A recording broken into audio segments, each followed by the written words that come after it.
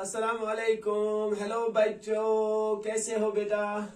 सभी ठीक हो ना? मस्त हो बेटा? तो मैं आज के इस लेक्चर में डिस्कस करने वाला हूं अपने एक बच्चे का क्वेरी बेटा, जो उसने मुझे बोला था कि सर हमें तो रेशनलाइजेशन में सभी पार्ट्स आ गए, बस एक पार्ट रह गया सर, इस पार्ट को आप हेल्प करो बेटा। मैंने सोचा क्यों ना मैं इसको यहीं पे डिस्कस करता हूं बेटा, ठीक है ना?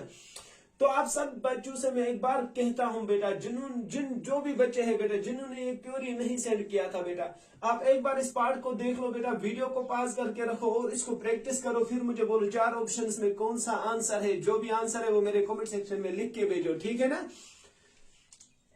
तो अब मैं स्टार्ट करूंगा बेटा, ठीक है ना? आप वीडियो को पॉज करके रखो बेटा और प्रैक्टिस करो। जो भी आंसर आएगा वो कमेंट सेक्शन में लिखो, फिर मेरा आप वीडियो देखो बेटा।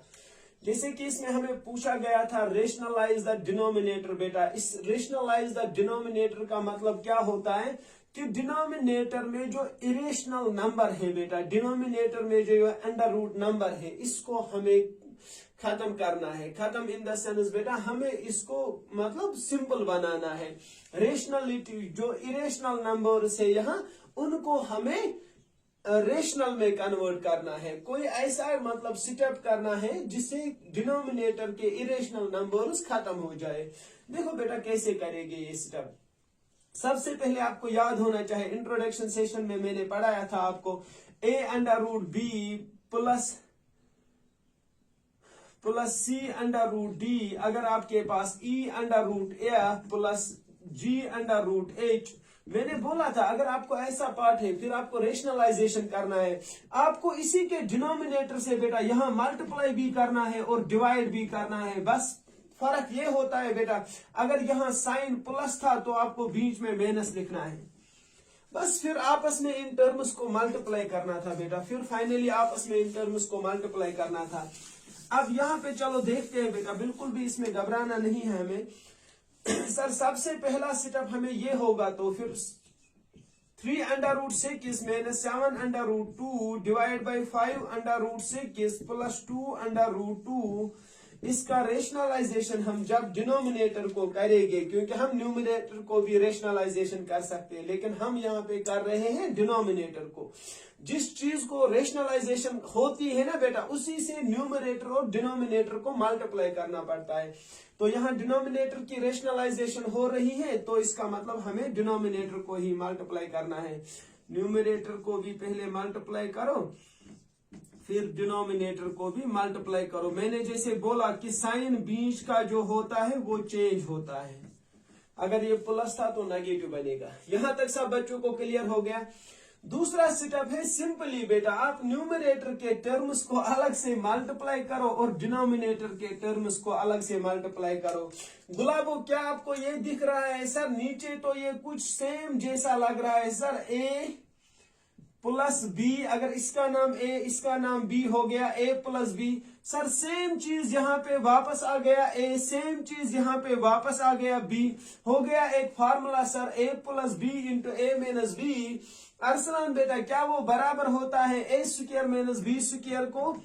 तो अगर वो ए स्क्वायर माइनस बी स्क्वायर को बराबर होता है, ए की जगह आपको था बेटा 5 under root of 6 minus B की जगह था 2 अंडर रूट ऑफ 2। ए को भी स्क्वायर बेटा, बी को भी स्क्वायर।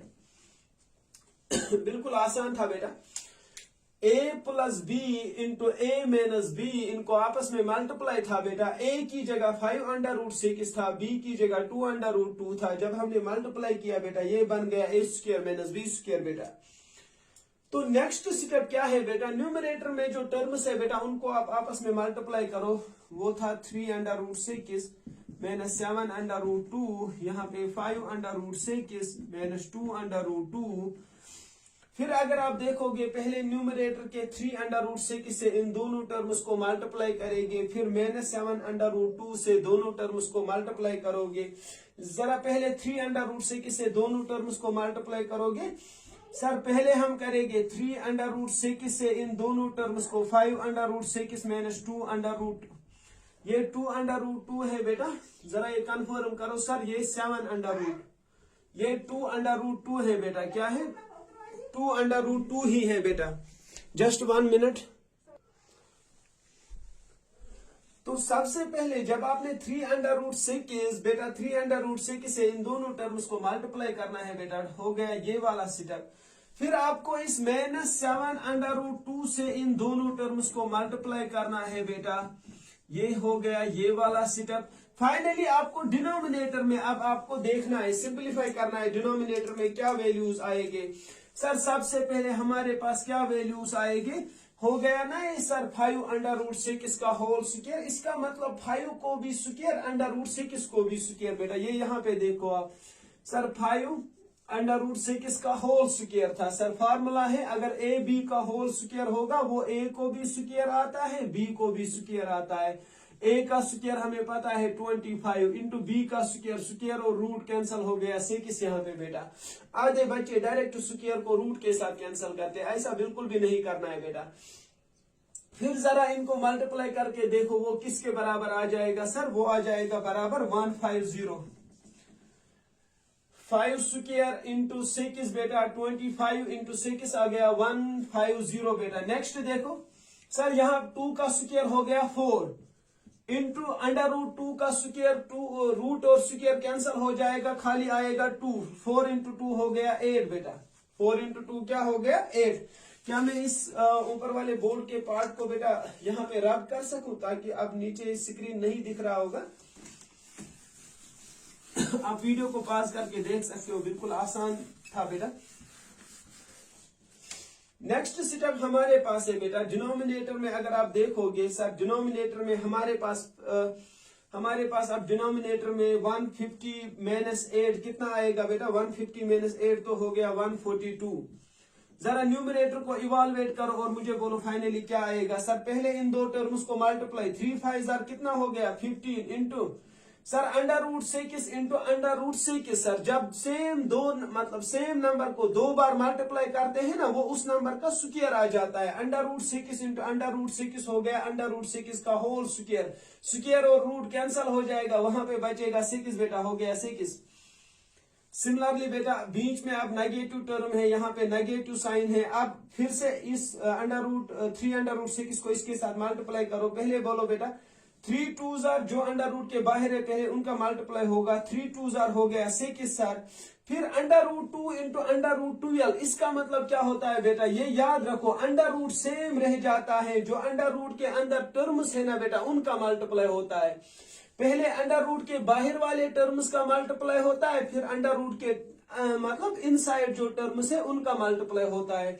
इनसाइड था टर्म 6 और 2, उनको मल्टीप्लाई करोगे वो 12 आ जाएगा, यहाँ पे बीच में माइनस यहाँ पे बेटा। फिर जरा इन दो को मल्टीप्लाई करो, पहले बाहर वाले टर्म्स का मल्टीप्लाई 7 5 हो गया 35, फिर इनसाइड के जो टर्म्स है उनका मल्टीप्लाई 2 6 हो गया 12। जरा यहाँ से देखो बेटा साइन इंटू साइन बेटा, माइनस इंटू माइनस कितना हो गया प्लस बेटा। पहले बाहर वाले टर्म्स का मल्टीप्लाई सर 7 2 हो गया 14, फिर इनसाइड के टर्म्स का मल्टीप्लाई सर वो तो हो गया √2 इंटू √2। सेम नंबर को जब 2 बार मल्टीप्लाई करते हैं उसका स्क्वायर, क्या स्क्वायर और रूट कैंसिल हो जाएगा क्योंकि √2 का होल स्क्वायर, वहां पे बचेगा खाली 2 बेटा। सब बच्चों को यहां तक क्लियर? नहीं आफाक बेटा, बासित बेटा, मानूंगा ये पार्ट थोड़ा सा लेंथी था, बाकी आसान था, कैलकुलेशन थोड़ा सा ज्यादा था। 15 इंटू 6 तो सर हमें पता है ये 90 के बराबर होता है। सिमिलरली हमारे पास यहाँ पे एक छोटा सा वैल्यू है, 14 इंटू 2 हो गया 28। फाइनली इन दो को अगर आप देखोगे सर यहाँ भी अंडर रूट में 12 है, यहाँ भी अंडर रूट में मतलब 12 है बेटा, इसका मतलब लाइक टर्म्स है। हम इन दोनों टर्म्स को बेटा ऐड कर सकते हैं, -6 और -31 हो गया -41 अंडर रूट ऑफ 12 बेटा।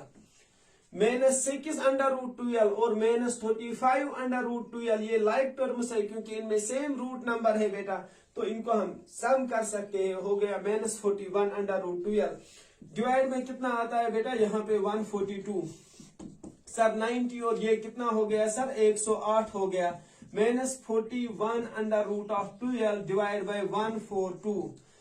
अब चेक करो क्या कोई ऐसा नंबर है जिसको हम कॉमन निकाल सकते हैं ताकि इसकी शक्ल हमारे आंसर जैसे मिल जाए बेटा। अभी तक तो सर इसके साथ कोई कनेक्शन ही नहीं लगता है, ठीक है ना। तो कोई चीज कॉमन होगा बेटा जो इसको बाहर आता होगा, जिसकी वजह से ये इजी बन रहा होगा बेटा। एक इंटरेस्टिंग चीज है बेटा यहाँ पे, वो ये सिटअप है बेटा। देखो कौन सा सिटअप, कितने बच्चों को याद है सर ये जो √12 है ना, इसको हम ऐसे भी लिख सकते हैं ना बेटा 4×3, क्योंकि सर 4×3 हो गया ना √12 वापस। लेकिन सर हमें यह भी पता है ना √AB वो होता है अलग अलग बेटा, √4 अलग √3 सर, क्योंकि इनको वापस रूट दे सकते हैं सर। लेकिन हमें पता है √4 हो गया √2 का स्क्वायर, क्योंकि 4 होता है ना √4 2 के बराबर होता है, तो वो सिंपली लिखूंगा बेटा 2√3। मतलब 12 के बदले बेटा √12 के बदले हम लिख सकते हैं 2×√3। तो यहाँ पे मैं मल्टीप्लाई करूंगा बेटा, √12 के बदले में लिखूंगा 2√3। समझ आया बेटा? अब आफाक बेटा को इसकी शक्ल ठीक दिख रही होगी। आफाक बेटा जरा आफाक बेटा ट्राई करो, कहीं कोई चीज कॉमन तो नहीं है सर। ये भी इवन, यहाँ मल्टीप्लाई में 2, ये भी इवन, ये भी इवन सर। 2 से डिवाइड होगा, 2 1s are throw out divide करना होता है, हर जगह टर्म को 2 से डिवाइड करना होता है। या आसान भाषा में ये कहूंगा बेटा 2 को कॉमन निकालो। जब आप 2 को यहाँ पे कॉमन निकालोगे बेटा, ये चीज देखो, जब आपने 2 को बाहर रखा ना बेटा, 2 का इसका हाफ ले लो। अब 2 को इसको बाहर निकाला सर, वो हो गया 54, क्योंकि 54 का डबल वापस करोगे ना जब मल्टीप्लाई बेटा, तो 108 आएगा सर। यहाँ पे बचेगा 41, क्योंकि 2 को बाहर निकाला, 41√3 सर। नीचे बचेगा हमारे पास 142 बेटा। अब इन दो नंबर्स का आपस में डिवाइड करो, 2 1s are 2, 2 7s are 14, 2 1s are 2। Finally जो हमारे पास आंसर आया सर 54 - 41√3 डिवाइड बाय 71। ये कौन सा ऑप्शन आंसर चमका बेटा? सर एक जगह हमने एक छोटी सी गलती की है बेटा, अगर आप चेक करोगे सर हमारे पास ये जो टर्म्स थे 41√3 divide by 71 sir, everything is going okay. बस एक जगह हमने यहाँ पे ऐड करने में एक छोटी सी गलती की थी बेटा। जब 90 को 28 ऐड करोगे ना, ये 108 नहीं बल्कि 118 आ रहा था बेटा। 118 में से जब आप 2 निकालोगे ना कॉमन बेटा, यहाँ पे 54 नहीं बचेगा, यहाँ पे 59 बचता बेटा। 118 में 2 कॉमन निकालोगे 59 बचेगा, वही 59 यहाँ पे लास्ट पे आता है बेटा। ठीक है ना? तो क्या सब बच्चों को समझ आ गया कि कौन सा ऑप्शन आंसर? अब मैं नहीं बताऊंगा कौन सा ऑप्शन आंसर सर, अब तो ये क्लियर है कि हमारा बी वाला भैया इसका आंसर है।